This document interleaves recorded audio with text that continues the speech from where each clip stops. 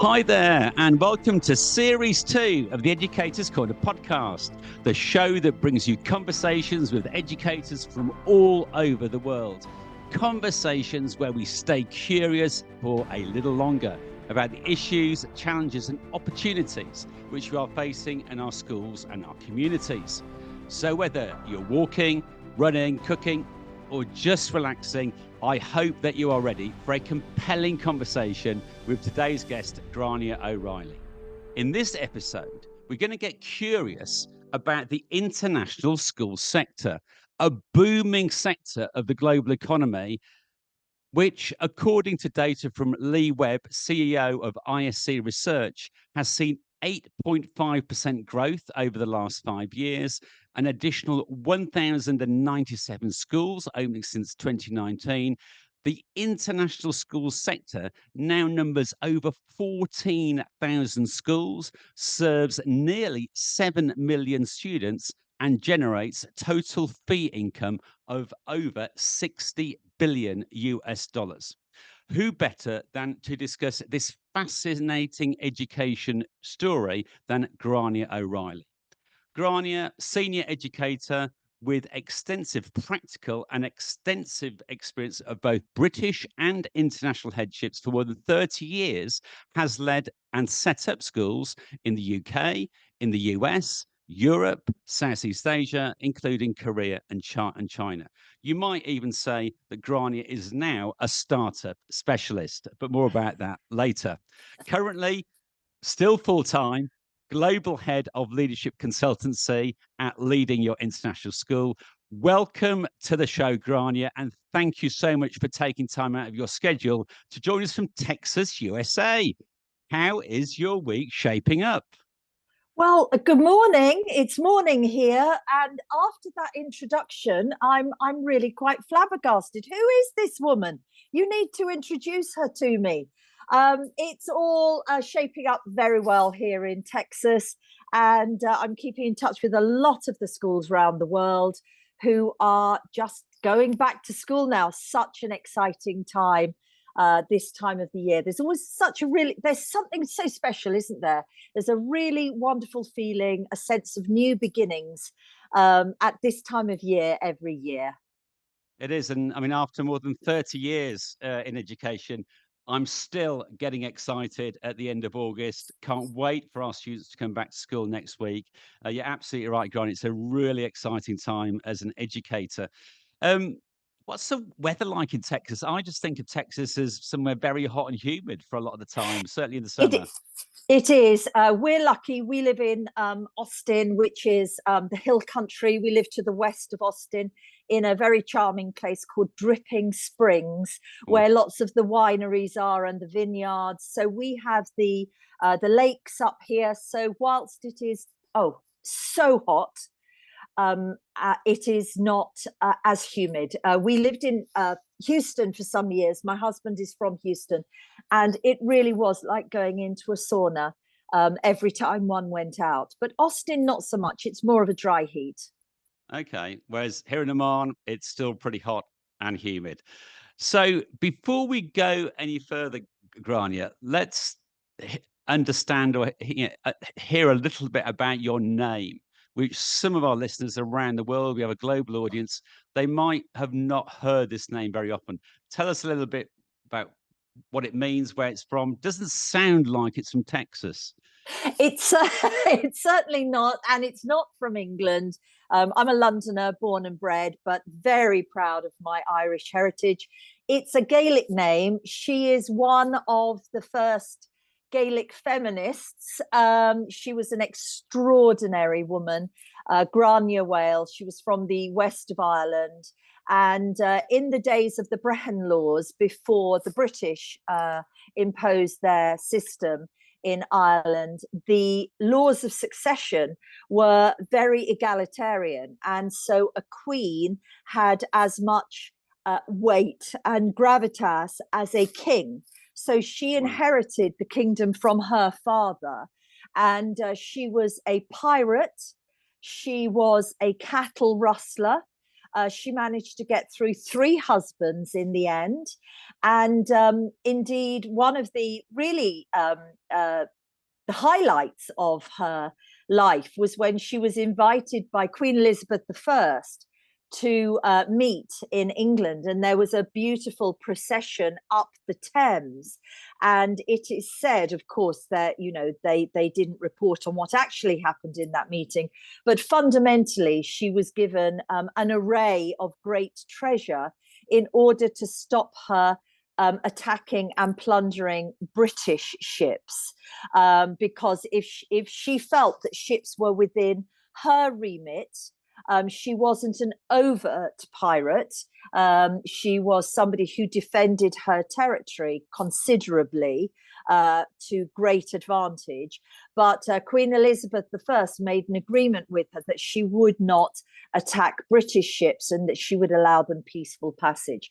So when she retired from pirating, that's when she became a sheep rustler. So I feel that there is hope for me yet. Especially in Texas, maybe. Yeah. So what a cows in Texas, cow, no yeah. sheep. Steer rustling, yeah. Well, what a fascinating window into Gaelic history there. I mean, Yes. I've just learned a huge amount of history. So thank you for that. And women in leadership is perhaps a topic we might come back to in a later podcast, Grainne, because I think you've got a huge amount of experience in that territory, which lots of our listeners might find really useful and inspiring, I think. So you've been leading schools around the world and setting up schools for more than 30 years. Why did you become a teacher in the first place? If we go back to the start of your journey in education, I guess you didn't set off thinking, I'm going to be a startup specialist. Well, I come from a teaching family. That's so often the case with the heads and teachers, and I come from an Irish, a Gaelic tradition of great storytelling, and I do think that is key to great teaching. I started work originally in the theatre in London. And interestingly, the day of my interview for my first teaching position, I had a conflict of schedules. I had a screen test for a movie, and I had the interview for this teaching role. And my husband at the time was a student.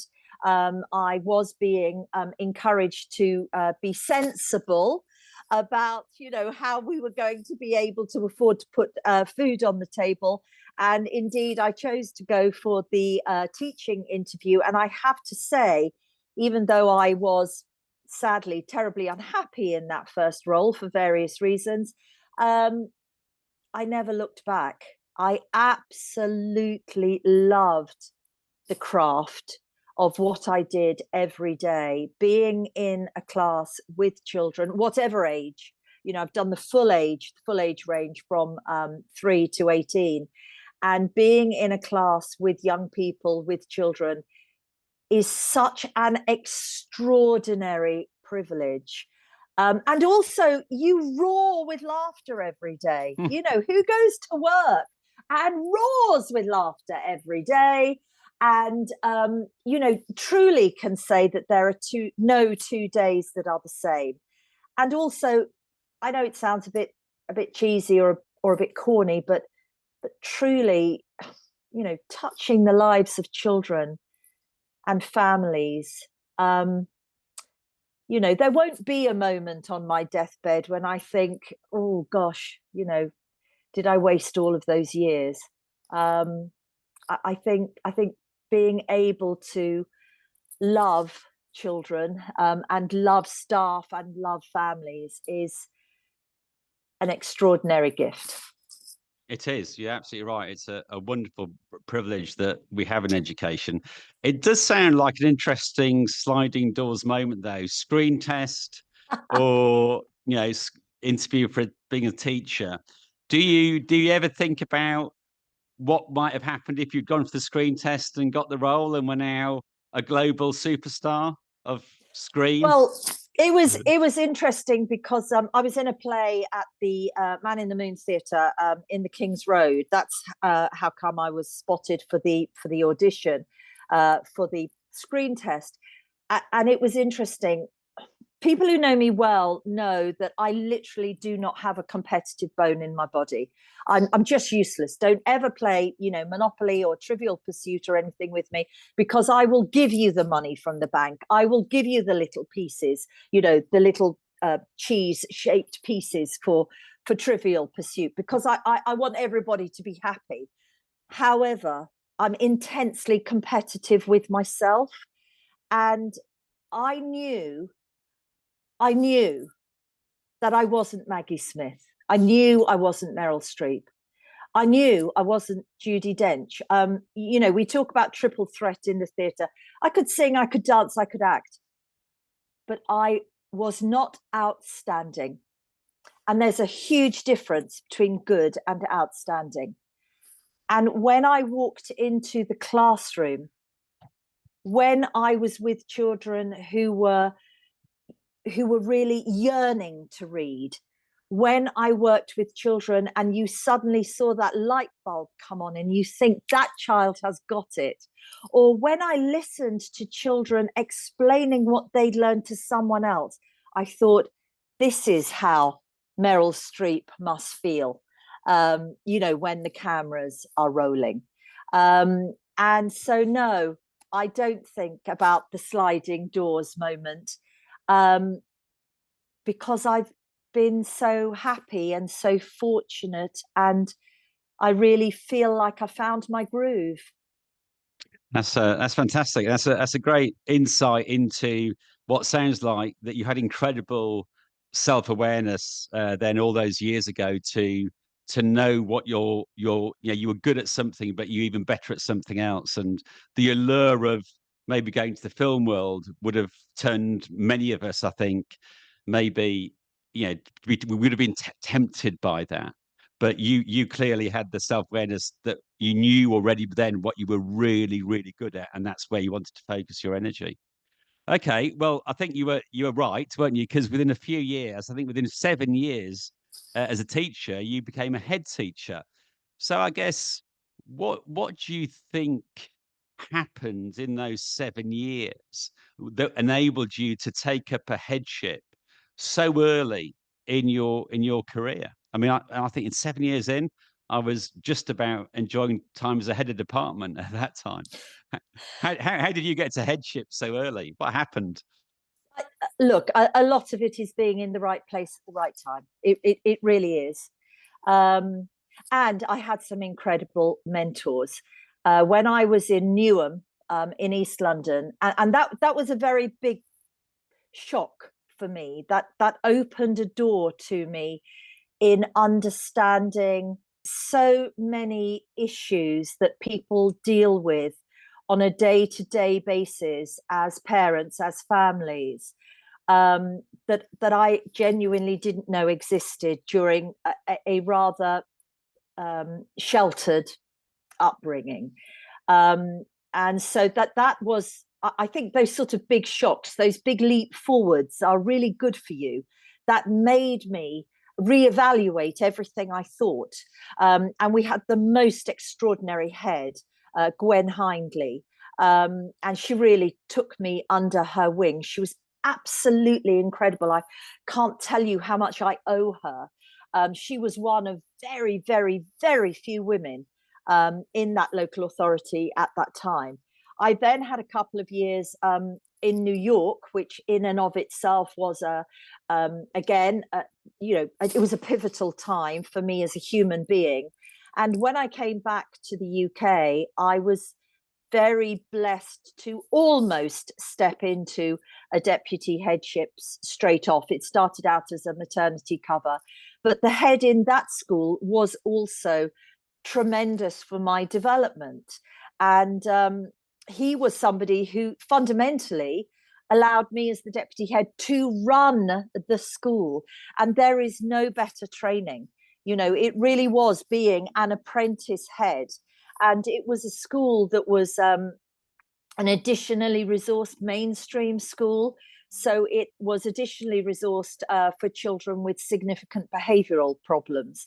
And again, a really steep learning curve and a fantastic learning curve, and something that created a desire in me to be totally committed to affording children who have a difference, or who cannot perhaps access what's considered to be the norm or mainstream, to really be committed to finding ways in which they can also learn successfully. It really put me on that path of a brain-friendly learning and creating the optimal learning environment, and really discovering everything I could about the world of special needs. And again, that head, he introduced me to everyone. He took me everywhere. He helped me with networking. People think I'm a very extrovert person, but actually I'm quite a solitary, introverted person. I need a lot of time on my own. I don't take naturally to networking and things of that nature. And so he really taught me how to do that in a very practical way. So it wasn't really so much about the number of years I'd had in terms of the richness of my experience. It was the number of people, I think, who had supported me and encouraged me, along with coming from a family, who said, regardless of, my parents were much older when they had me. And so, both of my parents, if they were alive today, would be over 100. And they came from environments where women were not expected to be leaders. And each of them, my mother and my father, in very different ways, always said, just go for it. What's the worst that can happen? What can go wrong? And so they always encouraged me when I was at that stage of saying, I don't know if I'm really ready for a deputy headship, or gosh, I don't think I could do a headship, because then everybody might find out that I really don't know what I'm talking about. They were the ones who said, go for it. What can go wrong? Just keep learning, stay curious, ask people for help, and just go for it. And so I was very blessed that I went to a local authority that were really looking to provide the very best they could. They didn't have many women leaders at that time.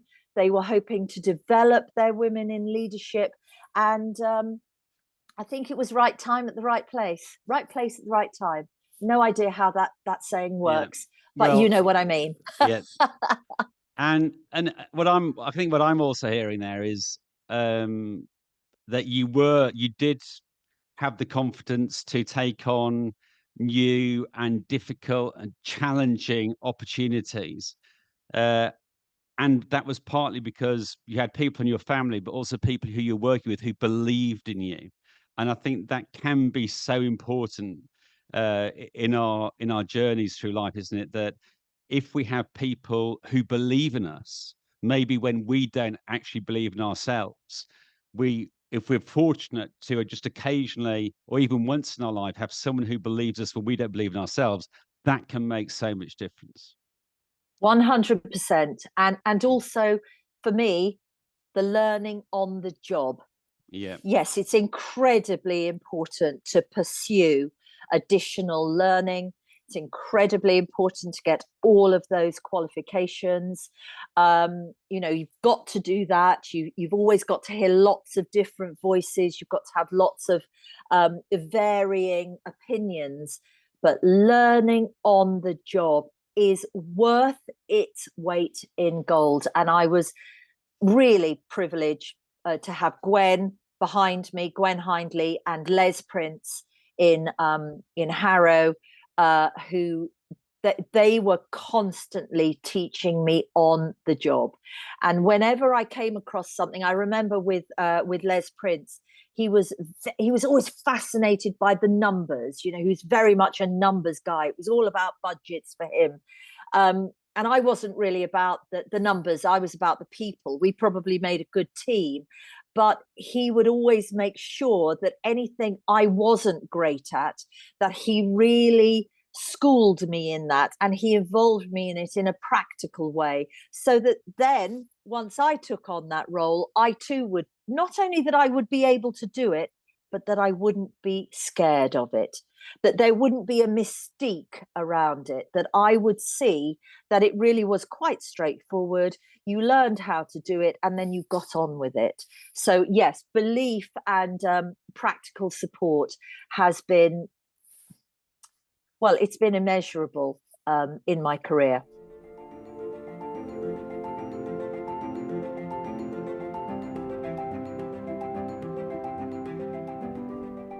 So, as I was saying in the introduction, according to ISC Research, in the last 5 years, there's been a global growth in the international school sector of 8.5% since 2019. So that's on average about 220 new international schools opening each year.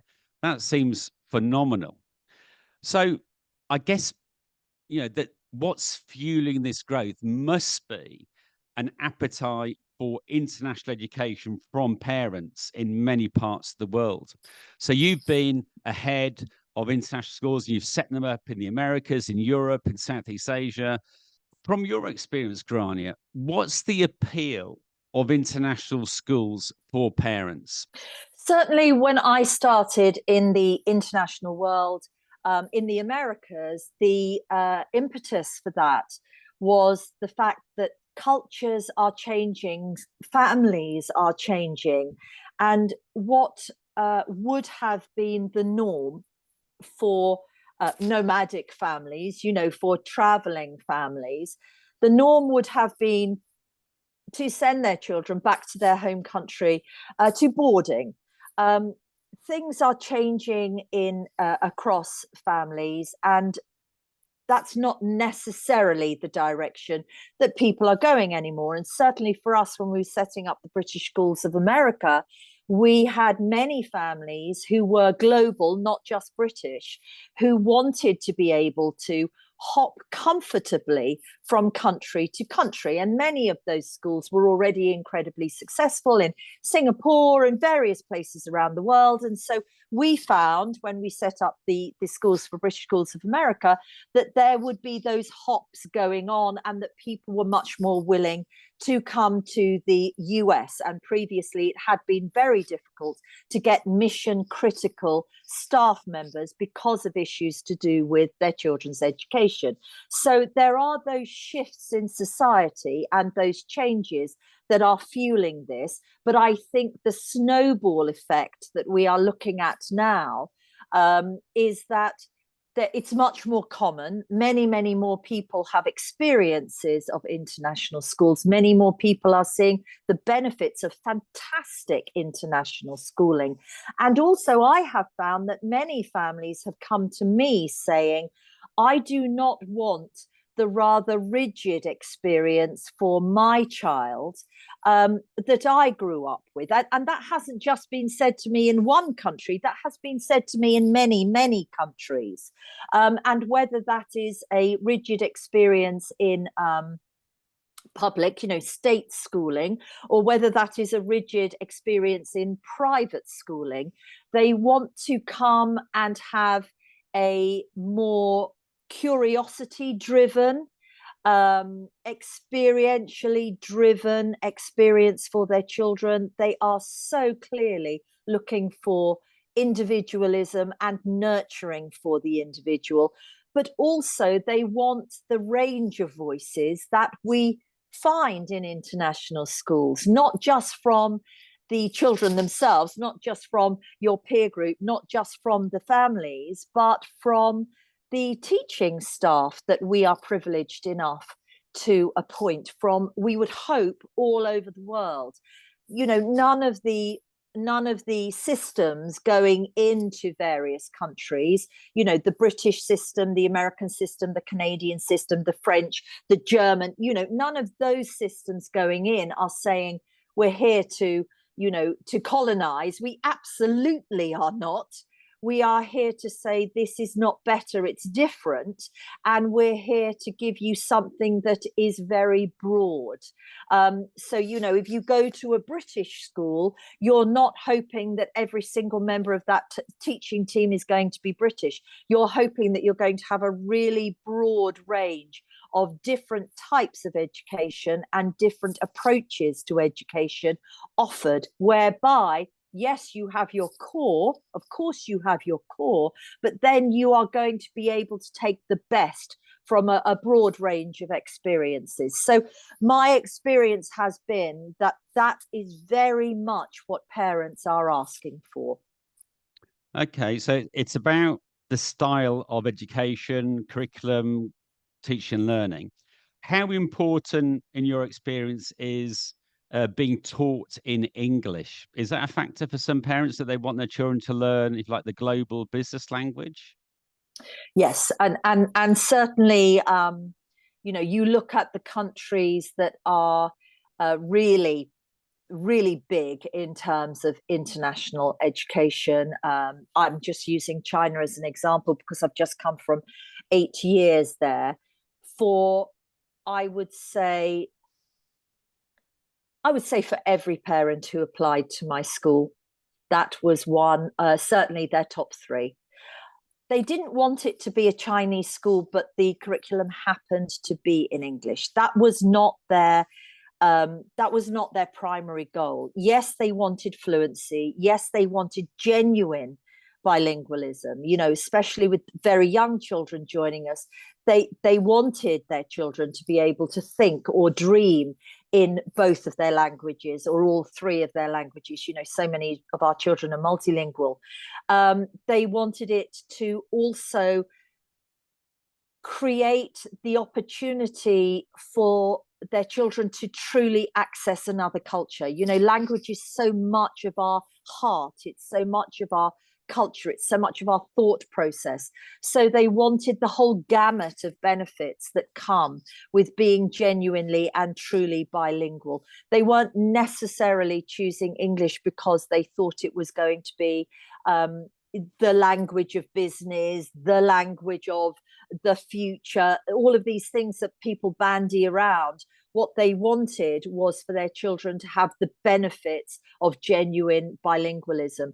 And of course, for us, we felt incredibly strongly about the languages that they speak at home and about the language of the community in which we live. They have to be really good at that. You've got to have that strand that ensures that they shine in their own language, not just in terms of speaking it because they speak it at home, but in terms of reading it, in terms of writing in it, in terms of understanding the cultural influences, in terms of understanding the history, etc. So language is, you know, a much deeper and more active, more brain friendly, more stimulating environment than just what that particular language happens to be called. Yes, I think it's intriguing, the quality and extent of students' language learning in many international schools. I mean, if I walk into an assembly next week and ask my students, how many languages do you speak? Most or many of our students speak at least two languages, and many speak more than two languages. And that does seem to be a wonderful characteristic of the sort of internationalism of international schools. Not only do you have quite often many different nationalities and cultures represented on your student body, and the students get on and they learn how to celebrate difference.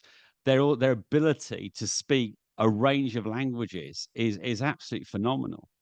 That's such an important point.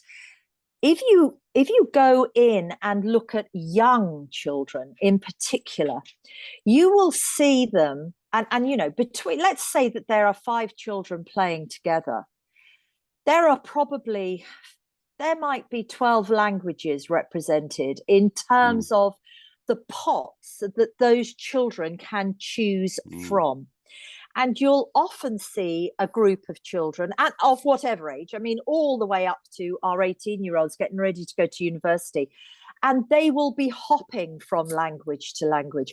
And what you'll often find people doing is then another child or another pupil might come in and will explain a concept to another child in yet another language. Now, if we all had the ability to do that, and don't forget, just hopping from language to language, it isn't just about the words. It's not just about the vocabulary. It's about the structure.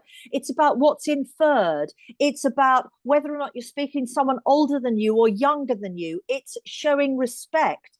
It's recognizing their culture. If we were all able to do that, if we didn't have to put headphones in and have simultaneous translation every time a speech was given, my goodness, the world would be a very different place. It would. Because it isn't just about the words. It isn't just about that subject of which language. It's really about social and emotional and linguistic intelligence. And it's about creating something in a manner and presenting it so that the other person actually understands your intent.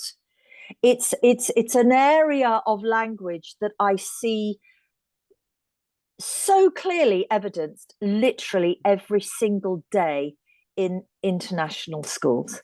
It is. It's quite an incredible dimension, I think, isn't it? And I guess you have to experience it to really see the power of that. And then I guess the final bit I just wanted to ask your opinion on, again, from your experience, Grainne, the sort of access to universities maybe beyond, let's say, Korea or beyond China, let's say US, UK, Europe. Do many of the parents you've served, do they see international education as a passport to those sort of top global universities? Is that part of the motivation as well? Oh, absolutely. You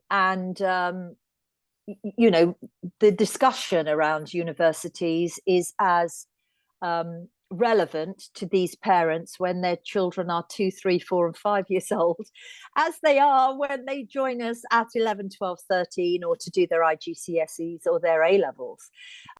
So yes, the university aspect is incredibly strong. Interestingly, over the last and of course, COVID will have had something to do with this, but over the last sort of 5 or 6 years, I have seen many more parents, not just in the location that I was in, but certainly all around the world. I stay in touch with so many of my international families around the world and my international staff. So many of them are now looking more towards their children, perhaps doing their 2nd or 3rd degree outside of their country. International education has changed the face of many countries with regard to parents being more willing for their children to study within their own country for their undergraduate degree. A number of issues align with this, not just the rise of internationalism, but, you know, world safety, the economy. There are all sorts of things that are part of parents making this decision with their children. But certainly they are looking at an international university being part of their child's portfolio at some stage, without a doubt.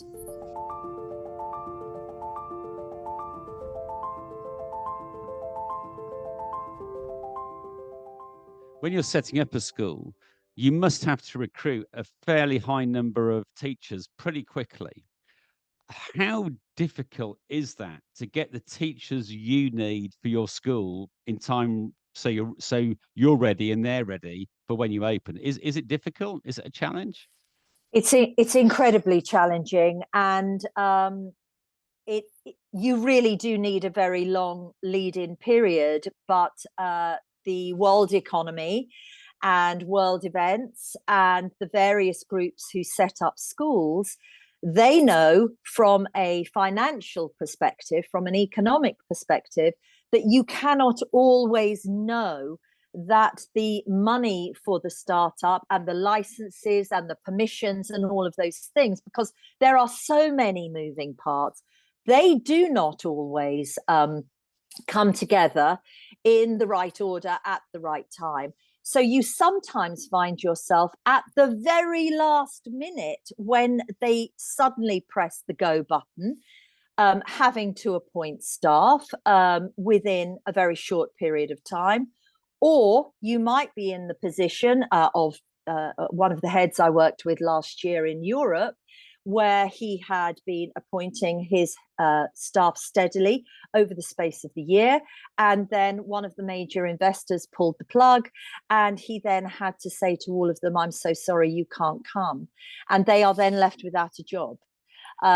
So, you know, there's the whole range. There's the people like the fantastic development in Chatsworth at the moment. They are just about to open in Africa. They have worked on this for years and years and years. They have spent the whole of this year appointing their staff. They are all now there or are arriving. You know, that's going to be a smooth start for them, right up to the schools where, I mean, I remember when I opened the British School of Houston, right up to us finding we were 9 days away from the school opening, and my staff had not yet got on the plane because the H-1B visas, which is what they were there then, had not come through. And there had been a block on H-1B visas. So I had the school, I had some of my resources and my equipment. Indeed, on the first day, we had pretty much everything, including the staff, but no chairs. Everyone had to bring their own chair on the first day of school. But what I was looking at, my team weren't there. So it was myself, it was my assistant, it was my local staff, and no international teachers. And it was 9 days before the school opened. So yes, startup schools, all schools, it doesn't matter where you are in the world, for heads, that is a huge headache every single year. We all start our recruiting as early as we possibly can. And for international schools, there is the added issue of visas and getting people there. But for startups, it is nearly always down to the wire and immensely challenging. That does sound incredibly challenging and stressful. So what is the attraction of being a founding head teacher? Why would you go through all that stress? And or perhaps you don't realize it's going to be like that, but what would you say, what is the main attraction of being a founding head teacher, Grainne? I think in your first headship, you have your first startup, you have no idea. You truly have no idea, because you don't know what you don't know. As heads, we know what we don't know, generally speaking, but startup is you know, an unknown. And every startup is an unknown, but you do get used to the pattern of them. For me, startup was the opportunity for a clean slate. I absolutely love startup. The idea of getting something right from the beginning and building everything from nothing, seeing that progress, but also getting that team to buy into it with you. I have always found startup teams fascinating. They develop a proprietorial sense with regard to the school in a manner that I've only ever seen in other heads or other very senior staff members.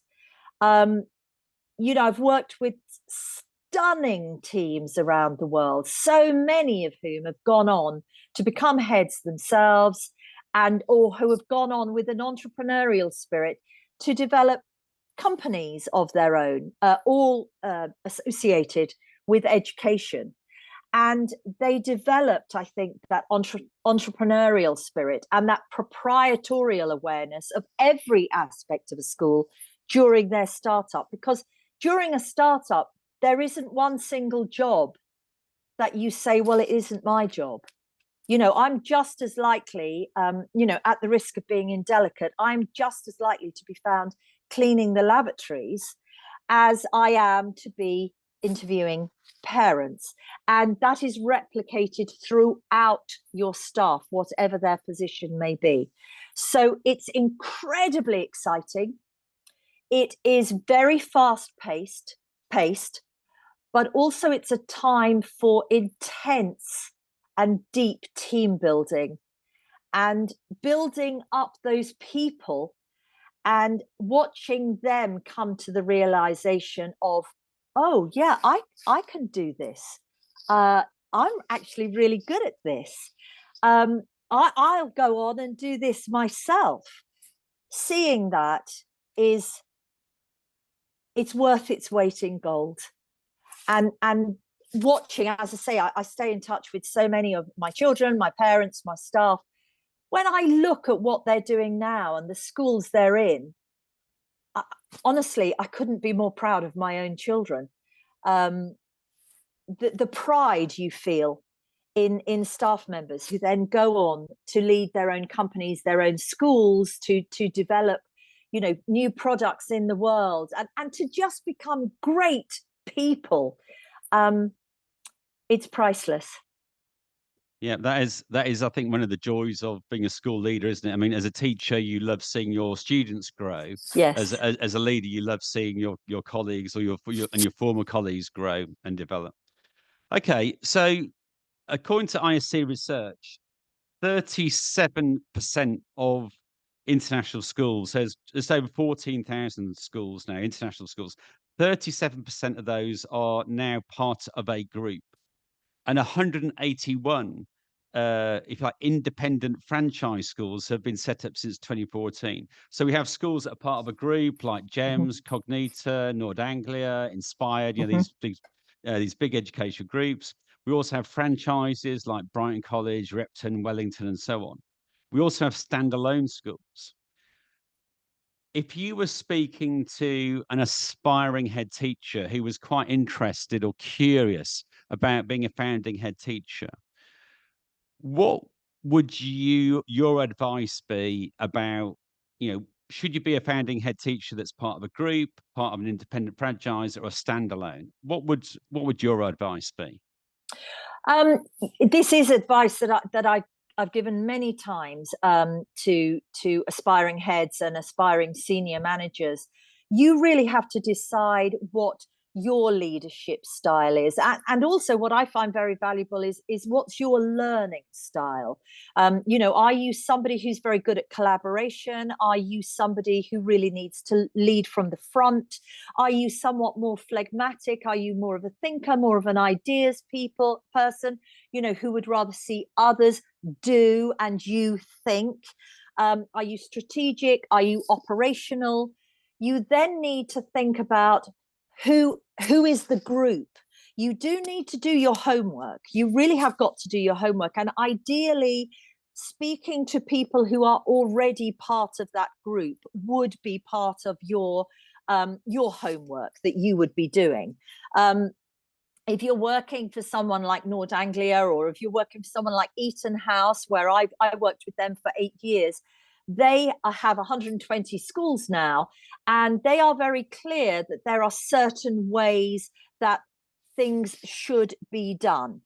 If you're more of a maverick, and you really do not like fitting into a shape that already exists, then you would probably be better off with some of the newer organizations where you will get a chance to define what those processes will be. Whereas if you are somebody who would really enjoy, especially if it's your first headship or your first international headship, it would be very valuable for you to join a group who have been there and done it, who understand the laws, the licensing, the permissions, who have HR in place, who have marketing and admissions in place. Whereas if you're somebody who wants to do everything from, designing the school logo to designing the school uniform to designing how the classrooms look, defining what your curriculum will be, well, then you go in a different direction. So fundamentally, I would say do your homework. You know, that help is all available to you. The international world is a very welcoming and collegiate place where people will offer you advice and they will tell you the truth in a very positive manner so that you can make choices. But do your homework, find out who the groups are, find out what they do, and then relate that to the country, because it doesn't matter who the group may be, it doesn't matter who the owner may be, country always trumps company, because whichever country we may be in, we have to obey the laws of the land. We have to work with their approach to licensing, their approach to permissions, their approach to curriculum, for example. That may affect you, it may not affect you. It is a true mosaic when you move into a new country. You really do have to understand how all of those pieces fit together, including accreditation. And accreditation is tremendously important. Qualifications and accreditations are tremendously important and may loom larger or smaller depending on which country one finds oneself in. So some great advice there. I love that, country trumps company. But let's talk about accreditation now. I mean, if I'm asked by teachers who are looking to go into international schools, to teachers, I would say, look for schools that are accredited, like BSO, COBIS, CIS, IB. Look for accreditation. But again, coming back to ISC Research, and I'm really grateful for the data that ISC Research continue to provide us with in the international sector. Only 17% of these 14,000 or so international schools are actually accredited. Is that a cause for concern for parents, for teachers, for aspiring head teachers? Yes, it absolutely is. And I say this at every single open house and every single speech that I give to parents.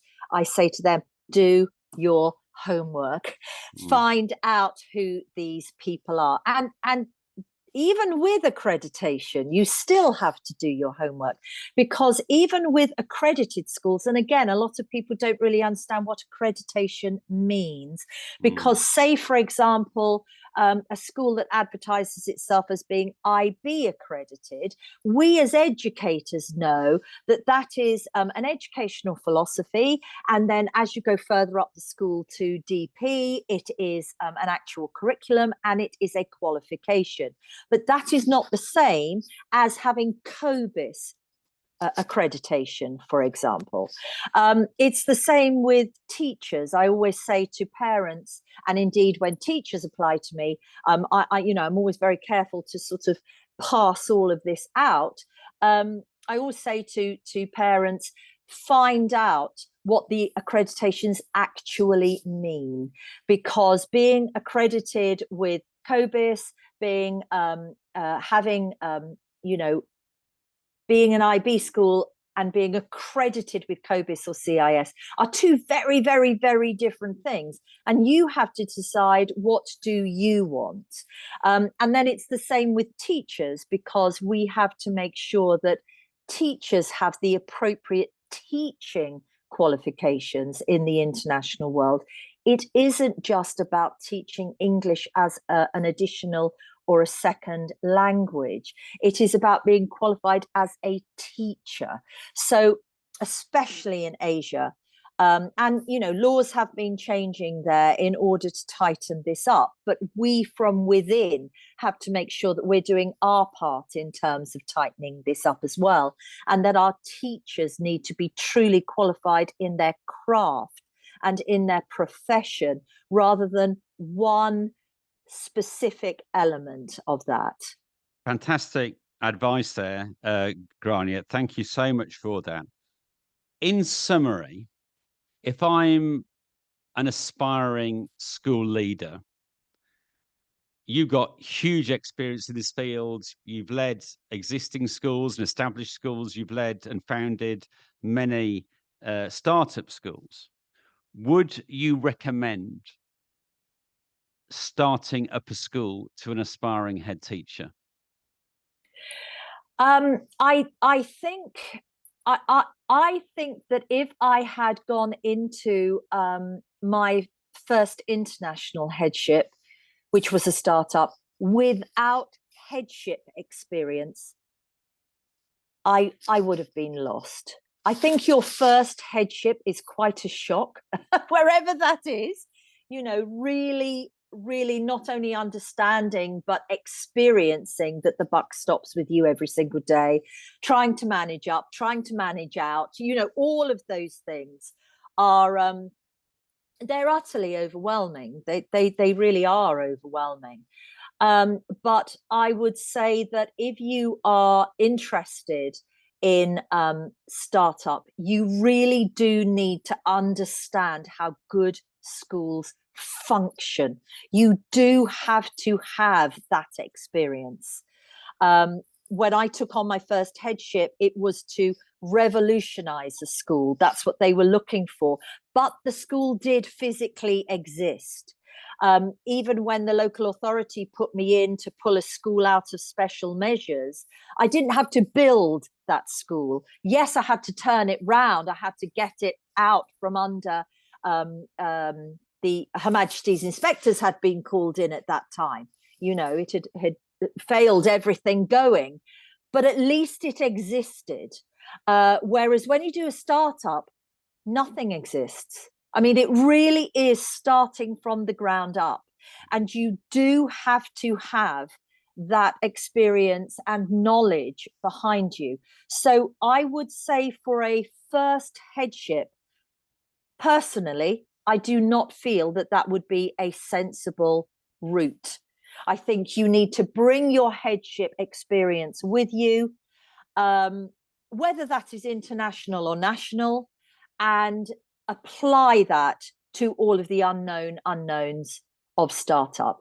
And I would also say that for people who are aspiring, something like my company, which is leading your international school, this is the opportunity to speak to those people who have done it and really understand it from the ground up.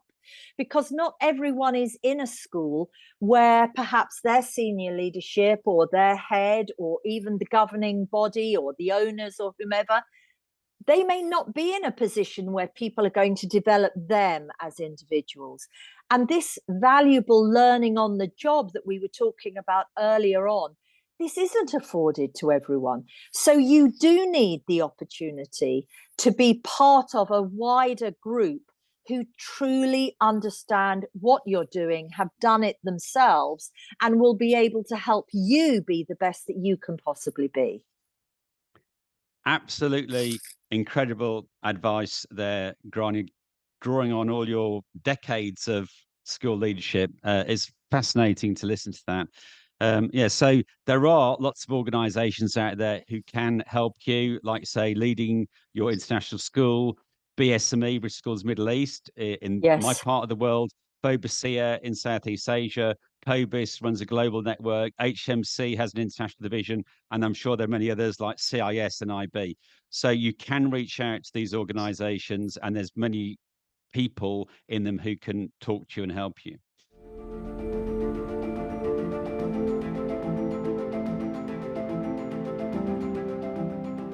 Well, that means now we're going into the bottom lining round, Grainne. Now, what that means, if you've not come across this before, this is where we ask you 5 questions, and we're just looking for concise and to the point answers, even to the point of 1 word.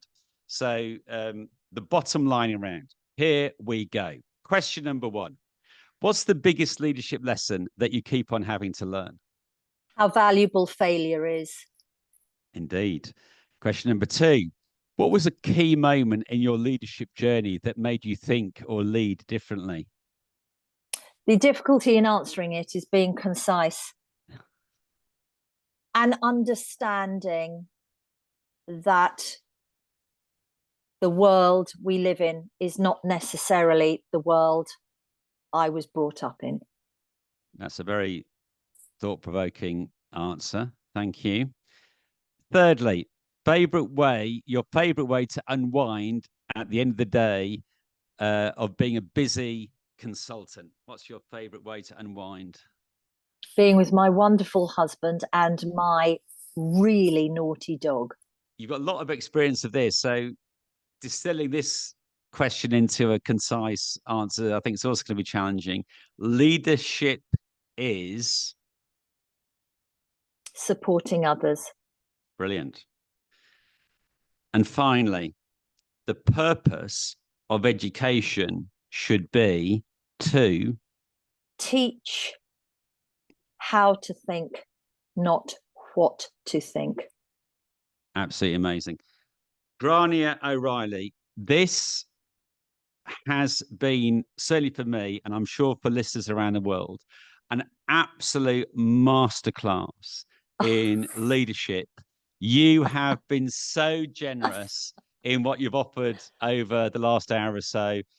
So much wisdom, advice, insight, knowledge, understanding, absolutely incredible, and conveyed with such enthusiasm and energy.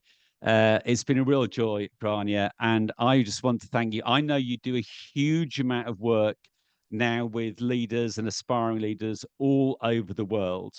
And you've obviously done a huge amount for thousands and thousands of children, educators, and their families. But what you're doing for education globally is actually quite incredible. So thank you for what you do for the global education sector. And we look forward to seeing you as we carry on our international schools journey. It's been great to have you with us today. Bless you. Thank you so much. I just can't tell you what a joy it is to be able to talk about education. Thank you. And that clearly comes across. So thank you so much. Take care.